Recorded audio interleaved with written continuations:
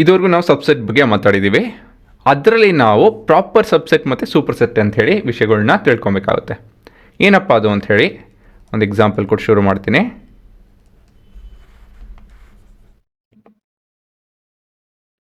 ನಮ್ಮ ಹತ್ರ set A ಇದೆ. It is made up of T U ಮತ್ತು 1 ಅಂತ ತಿಳ್ಕೊಳ್ಳಿ, ಸರಿನಾ. ಸಬ್ಸೆಟ್ ಬಿ ಇದೆ, ಅದರಲ್ಲೂ ಕೂಡ ಟಿ ಯು 1 ಮತ್ತು 2 ಇದೆ, ಸರಿನಾ. A is A subset of B ಹೇಳ್ಬೋದು ಅದನ್ನು. ಟಿ ಯು 1 ಇದರಲ್ಲೂ ಇದೆ, ಹಾಗಾಗಿ ಎ ಸಬ್ಸೆಟ್ ಆಫ್ ಬಿ ಅಂತ ಹೇಳ್ಬೋದು. ಆದರೆ B is not subset of A, ಹೌದೋ ಅಲ್ವೋ? ಬಿಕಾಸ್ ಏನಕ್ಕೆ 2 ಬಿಲಾಂಗ್ಸ್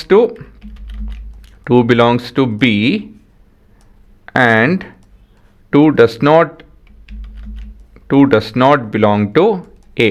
ಹಾಗಾಗಿ B is not a subset of A while A is subset of B.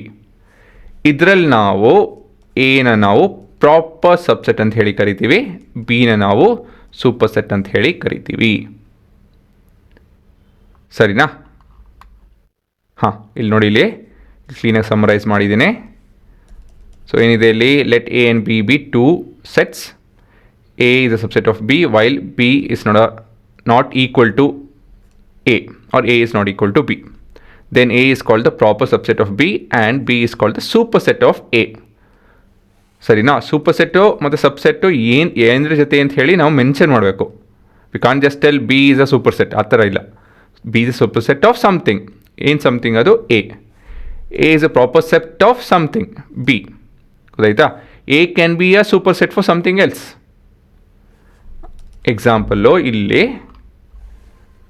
say set P, it is equal to T and U. So ಇಲ್ಲಿ ಏನಾಗುತ್ತೆ, ಇಲ್ಲಿ this is a superset for P and P is a proper subset for A.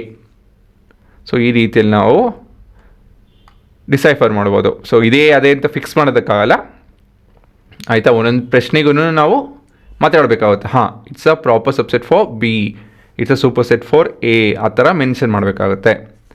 ಇಲ್ಲೊಂದು example ಚೆನ್ನಾಗಿರೋದು example ಕೊಟ್ಟಿದ್ದೀನಿ ನೋಡಿ. 1 2 3 is a proper subset of B where B is 1 2 3 4.